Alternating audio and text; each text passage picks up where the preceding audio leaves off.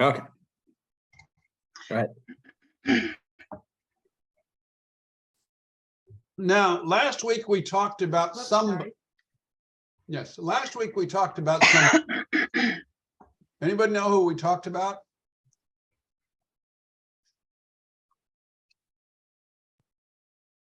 Or were we? Wasn't We were here. in Genesis. Right? We were talking about what man? It was Jacob, wasn't it? Yeah, Jacob. No, it was Judah. Oh, yeah, Judah. Yes, we were talking Right. about Judah. Right. And he came in between Joseph on his walk to Egypt. You know, we had to fill in the gap with 33 years of him getting to Egypt, right? So that we could know. But actually, it was more of the idea with Judah that God was inserting him in there to tell us this is the new leader of the family. And this is why he becomes the leader of the family. And why we'll find down the road that they came first. And Zechariah, first Judah would be redeemed. This is part of it. And then the rest of us. Okay. So anyway, so we have that. And I thought I'd go into that. And there's parts of the reasons. Part of it is the death of his two sons. Jacob lost one son. And when they get in Egypt, there's a chance he'll lose the second one. But Judah's lost two sons because his sons, and this is what I find, everybody blames God. Even the crazy foxhole, when they don't believe in him, they blame God. But yet in the foxhole, I've seen people cry out they didn't believe in him when they thought they were going to die. Yeah. I've seen other people stay and curse him, but they still acknowledged him by cursing him in the foxhole. Now, all I can say is if you're going to acknowledge him, why curse him if you think you're going to die? Doesn't make any sense to me. Never did back then. It doesn't do now. But his daughter-in-law was really smart. Remember, she wanted his staff and his seal that was held by this crimson or scarlet thread, the scarlet thread that Rahab had to hang from the window, the scarlet thread that was tied onto one of Judah's sons. Okay. That scarlet thread is the blood that we pass through. You can't go up those stairs without passing through the blood. And Moses set up the example that we got to have it on a door post, and then we can pass through it the next day. Okay. It's blatant what God has done to try and get through our thick skulls, what salvation is all about. But there's something more than that, more than the fact that the blood of the Lamb protects us. A righteous God, if he was going to be all wrathful because we didn't obey his righteousness, would have fried us a long time ago. Let's just put it that way. But instead, it talks about his mercy and his grace and all kinds of things. We go on. Now, Tamar was promised that when died, Onad would go become, in a sense, not permanently, but in a sense, would be given a child by Onad, Tamar was, to raise the line for So would have a lineage on the earth. Now, of course, he didn't do that, and Judah made Tamar pregnant, and she saved her life by having that scarlet thread, by having that, the wealth and the history of the family in her hand. And Judah is forced to say she's more righteous than I am. But she had twins. So she had twins. And this is how, it's kind of funny how God does it. And he does a lot of things here, even though others blame him for bad, he does a lot of good things. She had two children. First, for the line of that had died. Second, for the line of Onad who died. Are you aware of that? He set it up so that both were covered. Now, we have no idea how these two young men died. We know it was a violent age, a violent time, and we live in a pretty violent time everywhere. So maybe we will learn before time runs out. I hope not, but it may happen. Okay, so we have Judah knew her no more because the two sons were represented. And he realized what he had done. And Judah was a man of morals and principles, but he was a lonely man and made a mistake. And God uses our mistakes too.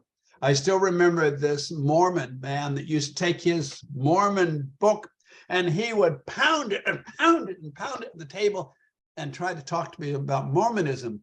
And one day I'd had enough of it. And I said to him in the job, I said point blank, Bill, you're going to hell.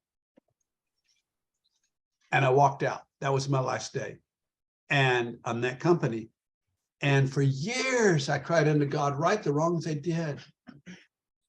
You know, it just grieved my heart to think that's how I left, to screaming at this man, you're going to hell.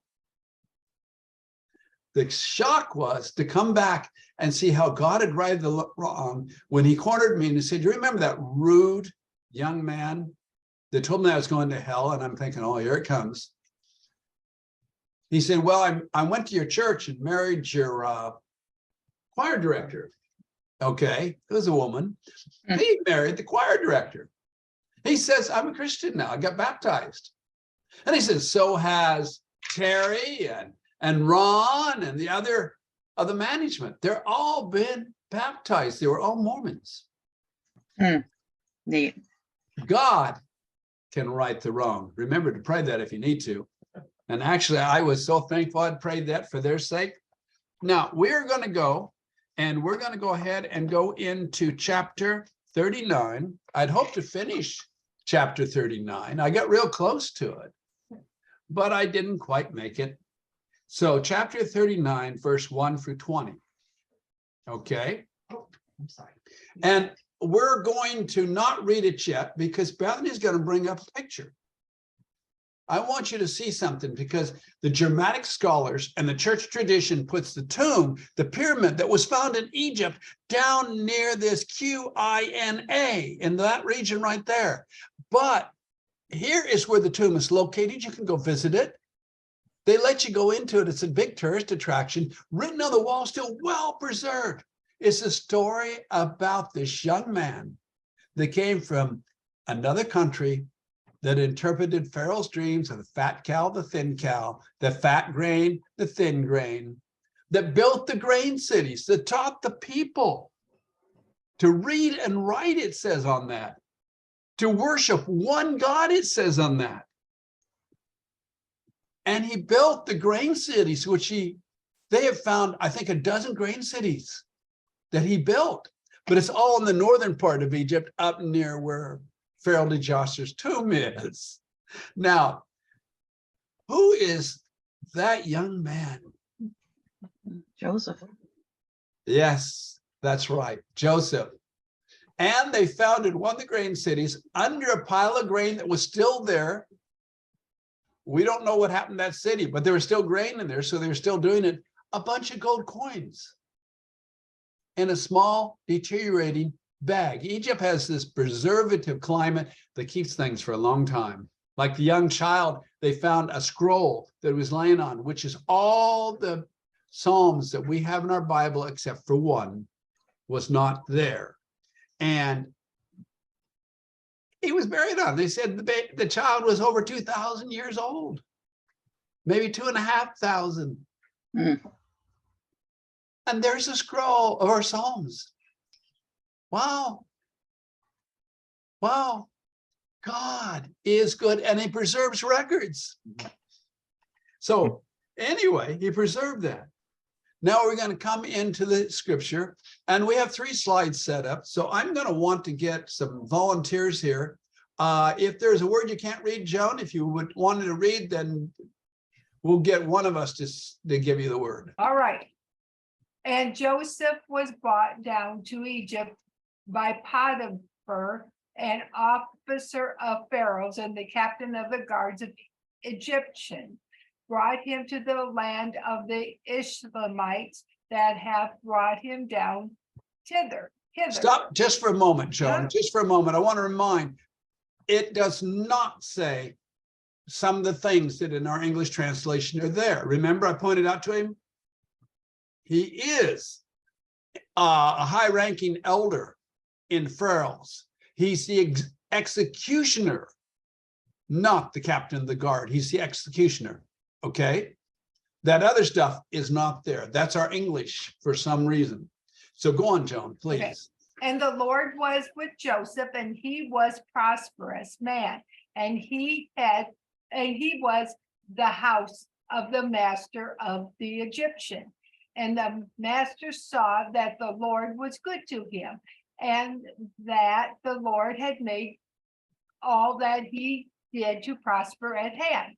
And Joseph found favor in the sight, and he ministered unto him. And he appointed him overseer over the house and all of the, we get this error message on our computer all the time. We've never gotten Quest to fix anything. House, okay, You Matt, did- and he appointed him overseer of the house and all that he had put into his hand. And it came to pass from that time that he appointed him overseer of the house and over all that he had, that the Lord blessed the Egyptian house for Joseph's sake, and blessings of the Lord were upon all that he had in the house and in the field. And he left all that he had in Joseph's hand, and having him, he knew not aught save the bread which he had eaten. And Joseph was a beautiful form and a fair to look upon. Okay, let's bring up the next section. And if I could get another volunteer to read this part. I'll read it. Thanks, Jen. And it came to pass after these things that his master's wife cast her eyes upon Joseph, and she said, Lie with me. But he refused and said unto his master's wife, Behold, my master having me knoweth not what is in the house, and he hath put all that he hath into my hands. He is not greater in this house than I, neither hath he kept back anything from me but thee, because thou art his wife. How then can I do this great wickedness and sin against God? And it came to pass as she spoke to Joseph day by day, that he hearkened not unto her to lie by her or to be with her. And it came to pass on a certain day, when he went into the house to do his work, and there was none of the men in the house therewith, that she caught him by his garment, saying, Lie with me. And he left his garment in her hand, and fled, and got him out. And it came to pass, when she saw that he had left his garment in her hand, and was fled forth.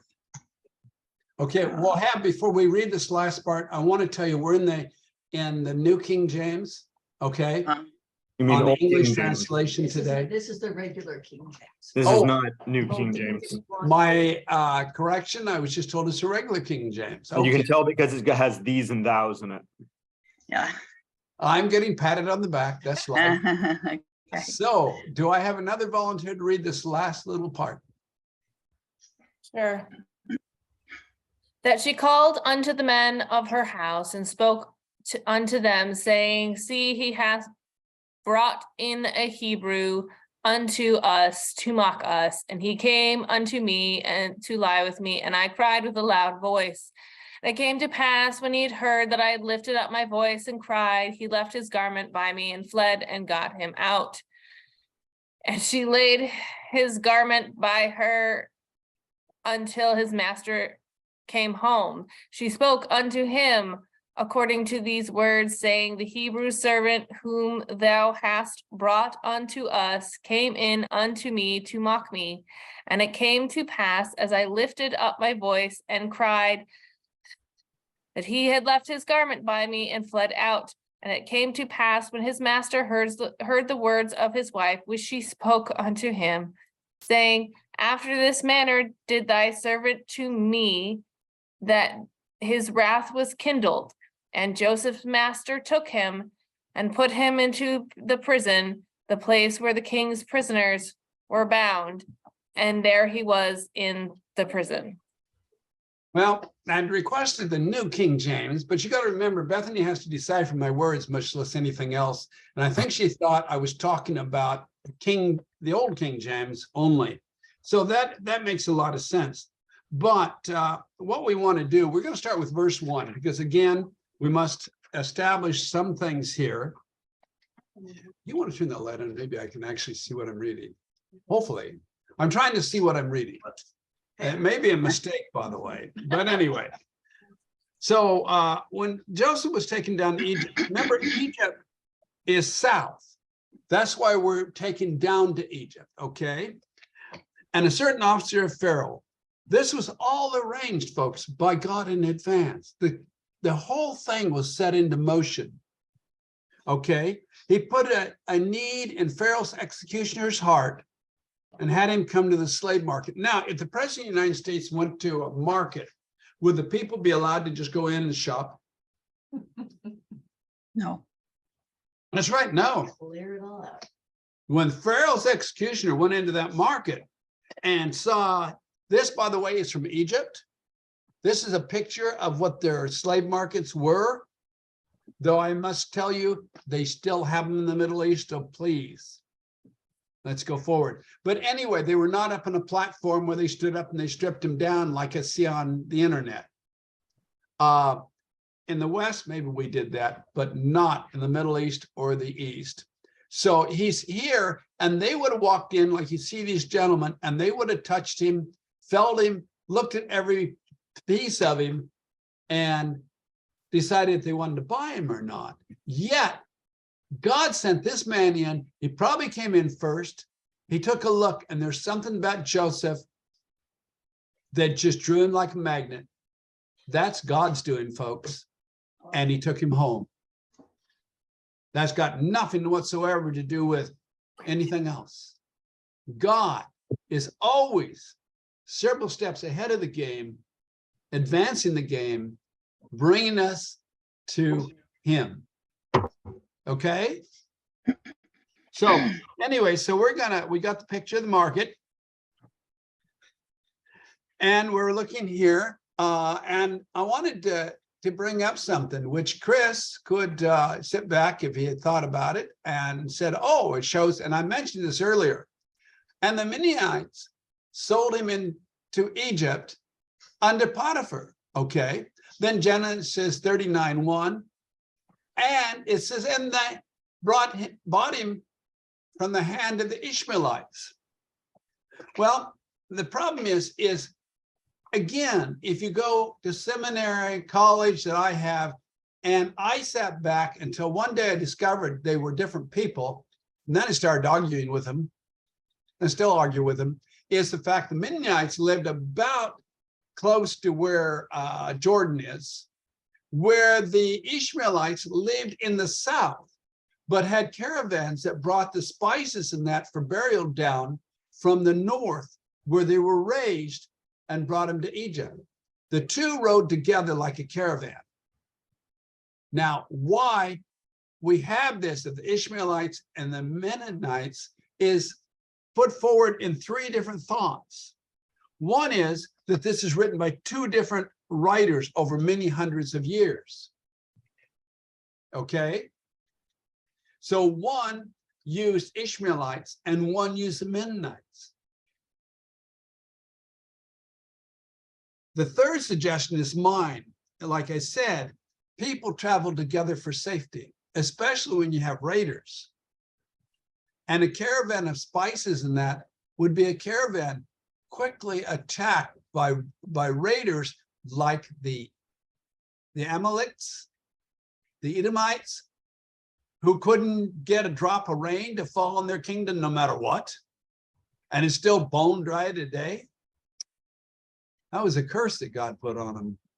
So We don't know that for sure, but they did that and went down.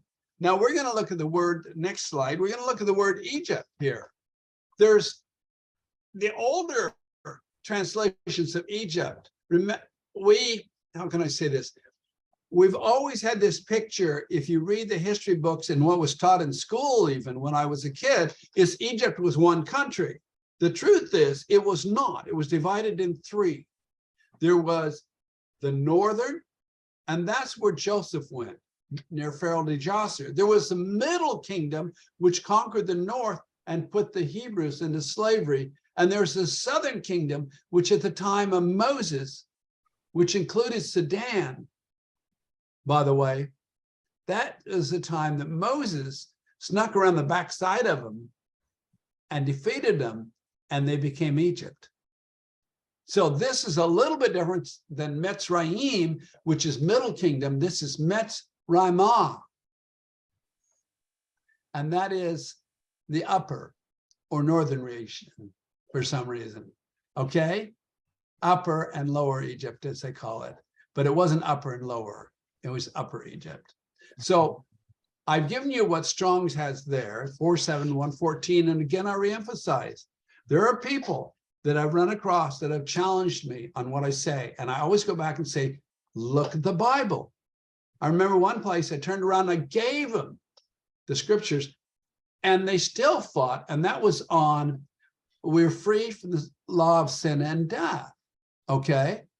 But that word law, there's 7 in the Greek different words for law. That one said animal sacrifices. He is our sacrifice. We don't need animals anymore. We got it. But the others went into talking about the Torah, or I mean, the first 5 books, the laws of God. So we are freed from the law of animal sacrificing.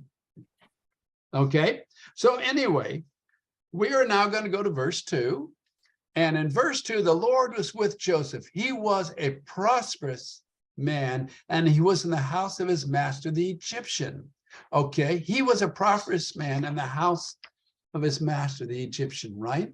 Okay. Now, the name for God here is Elohim. So the writer of this section is not referring to the God of the Hebrew. I'm not certain who it is, but history was compiled together. Like it is in a lot of cultures, it was compiled together. Okay, so we are there, and you notice in verse Want me to go back? yeah, go back one. Okay, it's 3 through 5. He was a prosperous man. Let's go on, please. Okay, his master saw that the Lord was with him, that the Lord made all he did to prosper.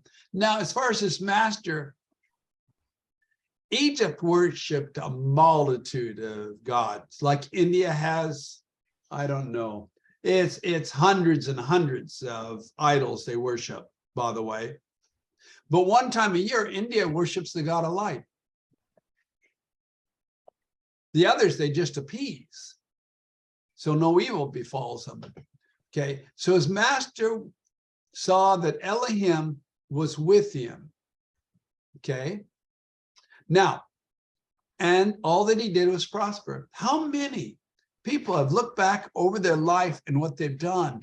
You'll find that if you were walking with God during that time, everything you did, they prospered. I've had people come up to me later and said, wow, we were really blessed during the time that you worked for us. Okay? Because God does it for his people in spite of us. One office in the state of Washington back in the, was it the 70s? Probably the 70s, when we had a high interest rates, got up to 11.5 when we bought our house there. Now, I set up an office for a company in the state of Washington, in Tacoma, Washington. And in that office, we prospered. We made money. The rest of the state lost money.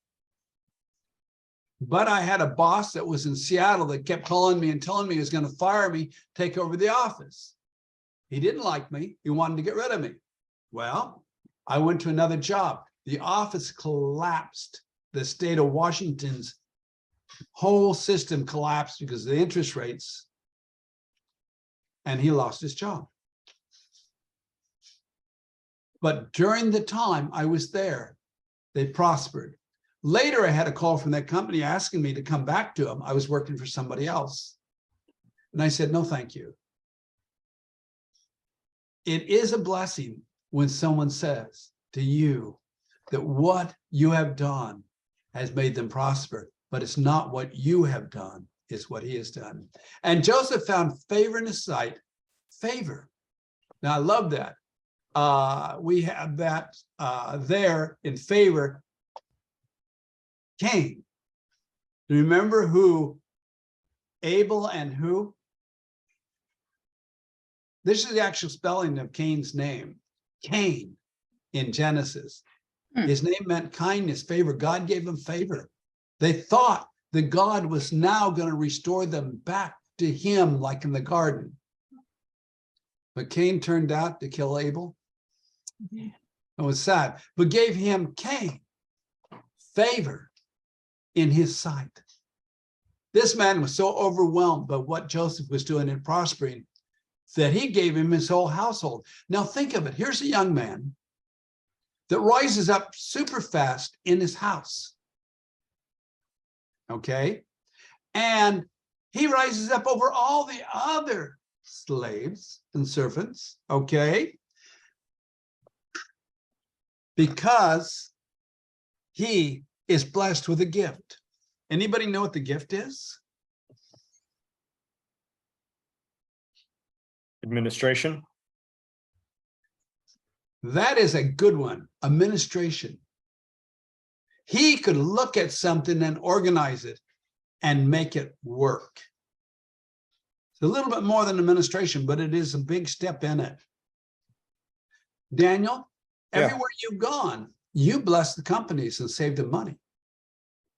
Again, that's God's doing. Jan, the things you've done, that's God's doing. All of you guys, the things you've done, that's God's doing. Okay? And the blessing was upon him, you know. Now, we're going to go to verse 6. But we're going to stop here for a moment. I want to ask you something. Jacob's in here in this house. Was God was blessing him, yes. Joseph. But what was it? Was it a test? Was it a chance to shine? Was it a chance to grow up? Or was it all three of those? Well, God had to kind of burn out his arrogance. You got it. You got it. And when he did that, then he could bless him because he can find favor again. So he could save Egypt. I mean, he saved his brothers and his father from starvation. You got it. That's the ultimate answer. It is. It was a classroom. This, he ministered, this one official house, he ministered and ruled over it in all reality. But at the same time, it was a classroom to help him to grow past a problem he had. Now, he left all that he had in Joseph's hand, and having him, he knew not, save the bread which he ate. Joseph could have gone out and spent all his money. He wouldn't have known. He didn't really care because it all ran beautifully. But Joseph had a trait there that is really nice. It's honesty. Truthfulness and honesty. Those are good traits. And Joseph was a beautiful form and fair to look upon. Okay, now I want us to think about something. Who else was beautiful and the men were so scared they'd be put to death because of them? Rachel. Sarah Rachel? was too. And Sarah, that's right. Rachel and Sarah. Abraham is going, hey, say you're my sister. I don't want to die. And what does Jacob say? She's my sister. And then the Amalek looks out and sees him. It says, Isaac, dear. Isaac, yes, Isaac. Isaac not Isaac, but Amalek looks out and sees Isaac on the rooftop and realizes that they're being a little bit more than just brother and sister. Because their women were exceptionally beautiful. Okay, so Joseph's from that line of beauty. You understand what I'm saying?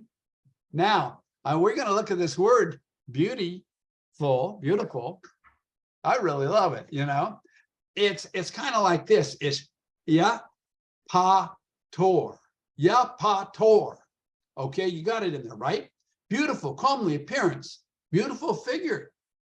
Okay. He wasn't like me with a little bit of a pot belly of that. Then you look again at it, you know, fair, right? Vepa Mara, meaning that is Anne, Pa Mara is beautiful of shape and handsome. It's a double in there.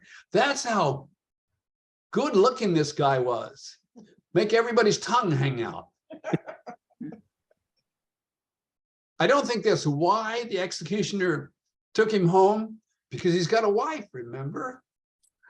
But I think it is something that ran in that family. Okay, so let us go on here. Okay.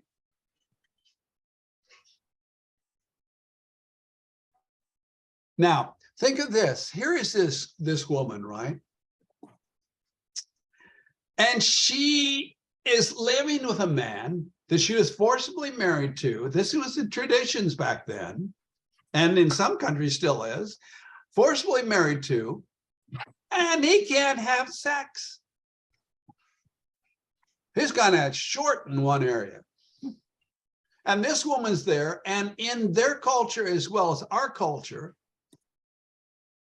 babies meant you're complete. So it was really, people would look at her and say, where's your children? But if they were smart enough, they realized that the men, that they could not have children. And there's a lot of reasons behind this that I'll bring out to you. But basically, she's looking at Joseph. She sees how beautiful, beautiful he is. Then she says, hey, man, come sleep with me. Remember, the old King James and the King James and a few others are very Puritanistic, so they don't get down the nitty gritty. I didn't want to break all the words down to tell you what it is, because I figured your minds would fill in the blanks easily. I always have had trouble with this area because I did not understand both sides of the coin. This woman was desperate, but you have to understand something else. If Joseph refused, which he did, next verse, and he refused and said unto his master's wife, behold, my master having me knoweth not what is in his house. He has all that he had in my hands. He's not greater in this house than I am. I'm equal with him right now in your house. Neither has he kept anything back from me but you. How can I do this great wickedness and sin against God?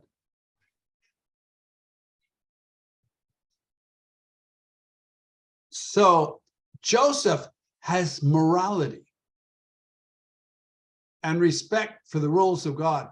We often think the Torah didn't come about, the laws of God that we keep talking about didn't come about till Moses, but they actually existed back, as far as we know, probably in the garden. God laid it all down. It just didn't get written down fully till the time of Moses. And so he refused. And he called it such a great wickedness. Okay? So in the Hebrew, this is something I really love. It's the way Hebrew is written.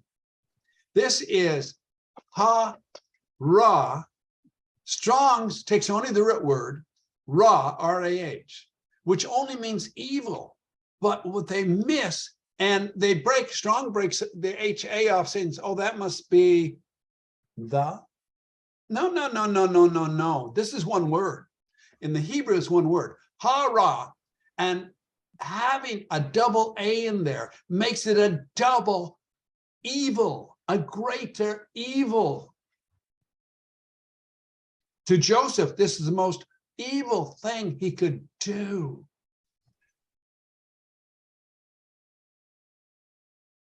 And he says, how can I sin against God? Now, the irony of this is you need to understand, in Egypt at the time of the pharaohs, every officer of Pharaoh and their families, is probably why they made them eunuchs, were buried with Pharaoh when he died. So were their slaves. You walk in these rooms and there's row after row in the early rooms of people that were killed so that they could serve the Pharaoh in the afterlife. So that means that Joseph, if Djoser had died before all this happened, he would have been executed and placed in the tombs, preserved for Djoser later to serve him and his staff. So he has that to look forward to. But most of us don't think, well, that's down the road. He's going to live another 100 years. The other thing is, if he did this with a woman, everything that's done in darkness gets exposed sooner or later. So therefore, he would have been killed. But if he doesn't do it, and she makes a complaint against him, he could be killed. So Joseph, day after day, is dealing with a woman that anything she says could put him to death. He's living in terror and fear, yet he still does his job. So we're going to go to the next verse. And it came to pass as she spoke to Joseph day by day, that he hearkened not unto her, to lie by her, to be with her. Okay. Well, he did that. Day after day, he stood true to his God, to our God. How many of us, and she probably was beautiful, would not have been tempted sooner or later by the man or the woman, or think, well, if I just do this. But if you just do it, it's not going to be once. It's not going to be twice. It's going to be death. Okay. Now it came to pass on a certain day when he went into the house to do his work, and there was none of the men in the house there within. So I did a bit of research, and I got really concerned about this, saying, why are there no servants? Why is the master not there? And I found out when the high priest of the main religion declared a holiday, all servants are supposed to, in a sense, go to church or the temple or whatever it is and worship this idol. So they were all gone. Yet Joseph chose to do his work and not go there and worship. Why didn't he go there and worship? Because Pagan gods. they were working false gods. That's right, a false god. He had nothing to do with it. So he went to do his work, walked in the house, and she was in there. Yet every time he walked in the house, because this was happening day by day, he walked in under an insecurity and a possibility of a death. Yet he did his job faithfully, no matter what the aches and pains were, no matter what the stress was, no matter what, he did his job. Even if the person in charge were to scream and yell at him all the time, he was there doing his job. Okay? Even though he wanted to run away, he never ran. Okay, let's go on to in here, and we're going to bring something up here. I got to thinking, when I was thinking about that one, maybe there was something in the scripture that would give us some information. So I broke down the very basic part of this, and basically it came to pass is right there. Came to pass is emphatic like a beacon, is signifying there was something special this day. Okay. And the next we have day or hot time, and you sit back and you look at the day or hot time, that means it's going to be the center of the day when he went in. And they're all gone. That's probably when they were all in the temple. Then you have, of course, he. And, you go in and the sun was shining and he went into the house. The last word, of course, inside the house. Habai ta. Habat ta. Okay, he went into the house. He didn't turn around and run. He went in to do his job. Okay. But I was looking at that because it caught my eye, and I wanted us to figure out why there was something different. Why weren't the servants there? Why wasn't his master there? His master's head executioner surely had the right to come home whenever he wanted to, unless he had to behead somebody. Okay, so that was a holiday, and they had holidays. And it says so if you want to go online and look at ancient past, whenever the high priest of the pagan temple called a holiday, everybody was to stop work and go worship. But what does she do in verse 12? She caught him by his garment. She grabbed the clothes that was on him. It was probably in slave garments, or he might have been in something really nice. The master might have made him up very nice. This man is really unique. He didn't make him a eunuch, which would have been normal. And did he leave him in, he's serving somebody high in the Pharaoh's court. So he probably had a nice garment. And he fled and got himself out. When we are in an evil situation, a dangerous situation, what are we supposed to do? Flee. Flee from sin. Flee. Because we know other than that, it'll destroy us and kill us. He fled. But in fleeing, he knew he couldn't go back. He knew that his master had to kill him. Shall we drink to that? So the Joseph we have after this incident is probably his clone. Verrie. Bethany's picking on me because I said that. So we're running out of time. We'll see how fast I can get this finished. And it came to pass when she saw that he had his garment and was fled forth, that she called in the men of her house and spoken to them, saying, see the Hebrew basically you brought into us. By the way, the Hebrew, this is our first incident, folks. I said Genesis in beginning, the first incident we have in the Bible, racism, he's a Hebrew. Hebrews were considered in that time and age to be beneath contempt, to be dirt, to be dogs, and yet he was in charge of everybody. To mock us, her servants.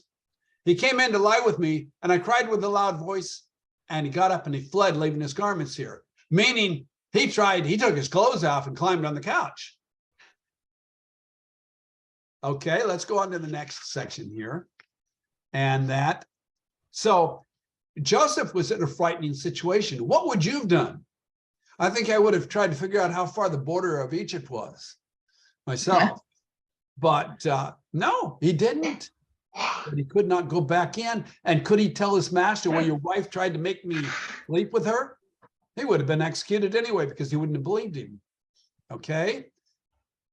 So when she turned around and he did that, she spoke to her husband, but she also told her slaves first that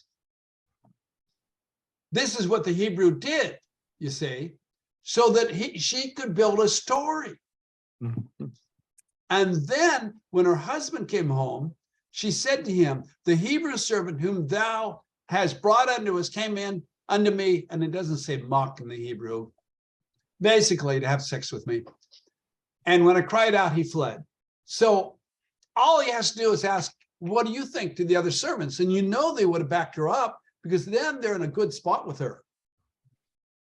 And Joseph's in a very bad spot. Anyway, why would you want somebody that's beneath contempt and dirt in charge of you?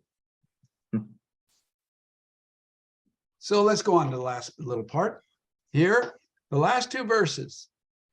And it came to pass when his master heard the words of his wife, which she spoken to him after this manner, that did thy servant to me, that his wrath was kindled. I wanted to go in because I wanted to look at this and share it with you, because this shows a man that is extremely angry. Vakar-apol. Vakar-apol. The way you say it makes it sound like you're angry. Meaning to glow, to blaze up, to burn, to wax hot, to breathe hard, rapid breathing as in passion. You see? I'm going to kill that thing. And you know what he did? He had to fulfill as an executioner his job, right? So he got out and sharpened that blade and sharpened that blade. Now God's in charge. And Joseph's master took him and put him in prison, the place where the king's prisoners were bound. It says king's prisoners. Actually, king's is not in the Hebrew, it's Pharaoh's prisoners were bound, and he was there in prison. And so he was placed in prison, not executed, placed in prison. My goodness gracious, executioner's not gonna. And an angry man with someone attacking his wife is not going to do something bad to somebody. My goodness gracious, when Esther was attacked, they took the guy out, hangman, and hung him. It's just what it is. We read every so often about somebody who comes home and finds his spouse doing something they shouldn't. It's usually the men that do the shooting. But the whole point is, that's the attitude of people, and yet he takes and places him in prison. Now, why prison? Anybody have an answer? He needed to meet the people that Pharaoh later puts in prison. His is it the wine taster and the Baker. Yes. Yeah. That is part of it. And he needed to do something else. I pointed out when we get to that section, he needed to still work on his attitude. So many times God's brought me back. At least he let me graduate from kindergarten, brought me back to work on a portion of my personality that is still horrible. Okay? He wants us to be a certain way before he puts us out in the battle. And he's training a young man, up to rule Egypt, the main known civilization of the time, and to save his family, God's people, from starvation. So he had to grow up a little bit more. But that doesn't mean he totally failed that. In my opinion, he probably blessed God's heart beyond blessing, because he stood for God. I pray we all will stand for God. And again, as I've said in the past, and I say it again, there are a lot of things I share with you that some people don't like, but I give you the scriptures so you can find out whether I'm nuts or not. All I want you to do is be willing, if you are in the face of a group of people, and there'll probably be the worst persecutions up to now have come from the church, against the church. But we are also being persecuted by the government's reading in that and other stuff. And you need to be able to sit back and say, I'm sorry, this is what it actually says. We got to know what God said, and we got to get right with him. We got to walk with him. We got to get out of this Laodicea into, what's the best church of all?